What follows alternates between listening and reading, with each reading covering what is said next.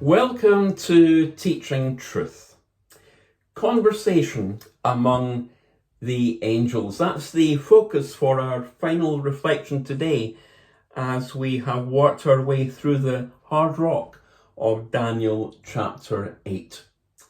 While Daniel was pondering all that he had seen and heard about the ram, the goat, the horns, the little horn, and the sanctuary, Daniel overheard a conversation between two holy ones, which in all likelihood and probability were angels. Let's drop into, as it were, that conversation to hear what they said. Daniel chapter 8, verse 13. Then I heard a holy one speaking, and another holy one said to him, "How long will it take for the vision to be fulfilled? The vision concerning the daily sacrifice, the rebellion that causes desolation, and the surrender of the sanctuary and of the host that will be trampled underfoot." He said to me, "It will take 2,300 evenings and mornings. Then the sanctuary will be reconsecrated." Verse 26, "The vision of the evenings and mornings that has been given you is true. But seal up the vision, for it concerns the distant future." I, Daniel, was exhausted and lay ill for several days. Then I got up and went about the king's business. I was appalled by the vision. It was beyond understanding. As we read this particular passage, it tells us that the events which the angels are discussing amongst themselves, as it were, are going to happen at a time that is distant from when Daniel was actually physically receiving the vision. It also says that the understanding of this part of the vision is to be sealed up. Why?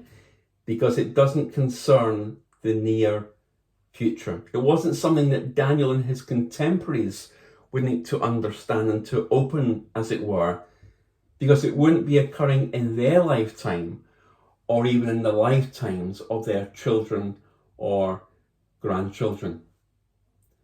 Now, it seems to me, and it does not seem unreasonable, that we are living in, broadly speaking, the time frame of the distant future which the angel Gabriel was referring to here. Let's try and unpack that a little bit further together. The question the first angel asked is, how long will the Jews be without sanctuary or sacrifices because of their sins and rebellion? And the answer which came back was this: 2,300 evenings and mornings.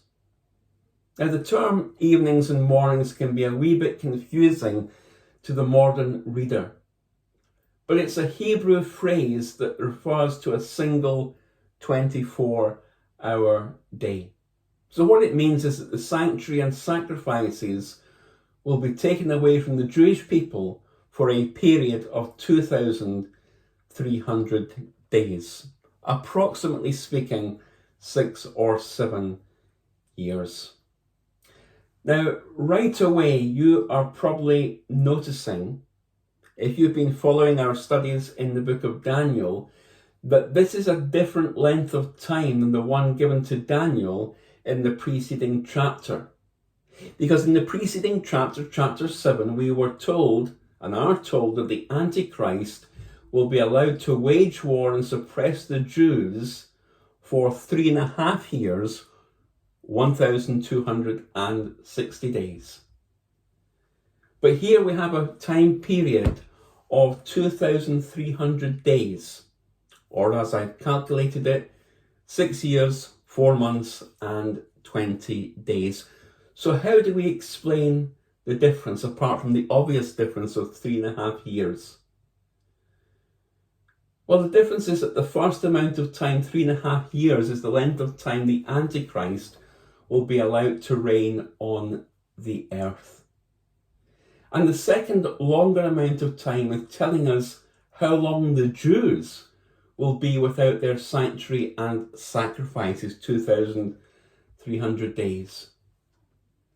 Now, since the Antichrist will desecrate the sanctuary at the beginning of his reign, it doesn't take a genius to see that these two periods of time overlap. The Antichrist's reign of terror will end 3.5 years later, but it will take another almost 3 years, 2 years, 10 months and 20 days to be exact, before the sanctuary is restored, cleansed and ready for the sacrifices and the worship to begin. And if you're still with me after all that, well done.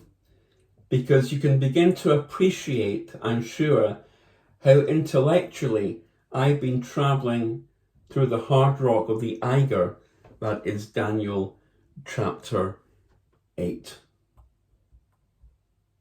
The conversation between the angels and among the angels was revealing and significant.